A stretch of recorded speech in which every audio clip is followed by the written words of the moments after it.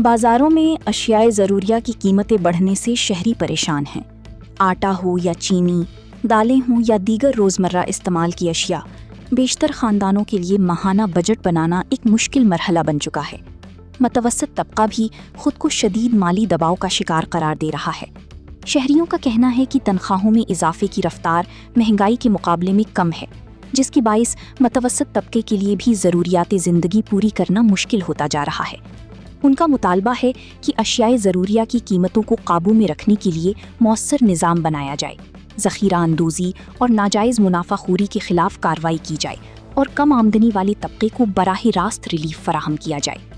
एक शहरी का कहना था कि हर चीज़ महंगी है, आटा क्या, चीनी क्या, दाल क्या, रोज़मर्रा अशिया बढ़ती जा रही हैं।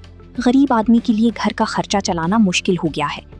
एक और शहरी का कहना था कि मतवसत तबके के लिए तो कम से कम रिलीफ लाजमी होना चाहिए। हुक्मरानों को गरीबों की हालात का अंदाज़ा ही नहीं हो सकता। वो तो गरीबों पर टैक्स लगाकर अपनी शाहाना ज़िंदगी गुजार रही हैं। हुकूमत गरीबों को मिटाने की बजाय गुर्बत मिटाने के लिए इक़दामात उठाई।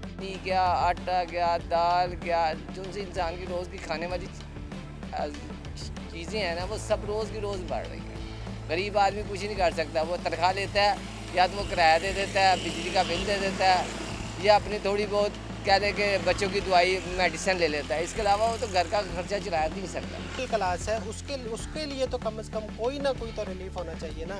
ये जो बड़े बैठे हैं, इनको बड़े एसियों में आना बैठना, एसी में सोना, एसी में गाड़ी में एसी, जहाँ पे जाना वहाँ एसी, इनको क्या पता बाहर के हालात का, क्या पता है गरीब आदमी, मजदूर आदमी कैसे कमा रहा है, अपने बच्चों का कैसे पेट पाल रहा है। तो ये चीज़ें हैं, ये गवर्नमेंट को चाहिए कि कम से कम मजदूर आदमी को, मिडिल क्लास को रिलीफ देना चाहिए।